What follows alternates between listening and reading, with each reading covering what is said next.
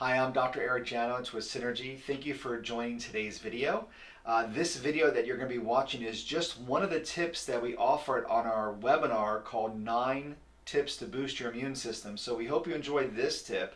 If you do find it valuable, please feel free to click on the link below and subscribe to the entire webinar as well. Thank you. Maintain social relationships. Social distancing, separating, not leaving your house, not being able to visit people in nursing homes. People are alone. People aren't being touched. People are afraid to be touched. You know, there's been research even in the Touch Research Institute out of the University of Miami that showed that babies, premature babies, developed significantly faster when they were just massaged, when they were touched. As human beings, we deeply desire connection. We deeply desire touch. And the challenge that I'm seeing as a chiropractor today is that many people are so afraid of touching and so afraid of communicating. Even when you walk in the grocery store, people are afraid to even look at you in the eyes. And so there's this element of social distancing where it's really creating a lot of negative stress in ourselves, and many of us are feeling alone.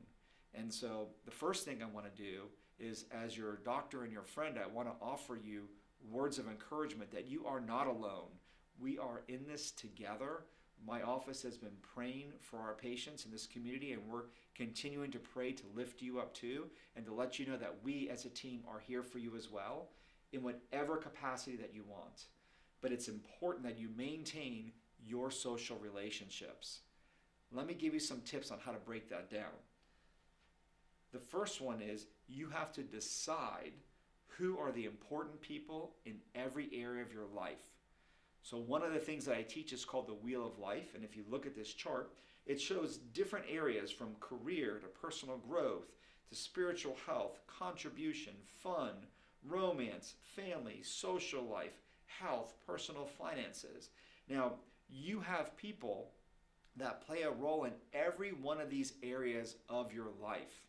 You want to decide right now who are the important people in those areas of your life. After you decide, you want to focus on the positive ones in each of those areas. Focus on the ones that lift you up, that encourage you, that give you guidance, and that you feel better by being around them. Focus on nurturing those relationships in your life. And then after you decide and you focus, you need to schedule. It's not real until it's scheduled, and the important relationships in your life have to be maintained. And so you want to be thinking about the frequency and the format of how often you should be in relationship with these people. Now, because of what's going on today at this filming with the coronavirus, there's social distancing. You may not be able to have lunch. In fact, restaurants are closed where you can't have a meal inside a restaurant. However, you can have other ones. I had a lunch meeting with a neurologist last Friday, and what I did is we just had a FaceTime lunch where we were able to still have fellowship, talk about how unique ways we're serving our patient base, but yet at the same time have that connection there.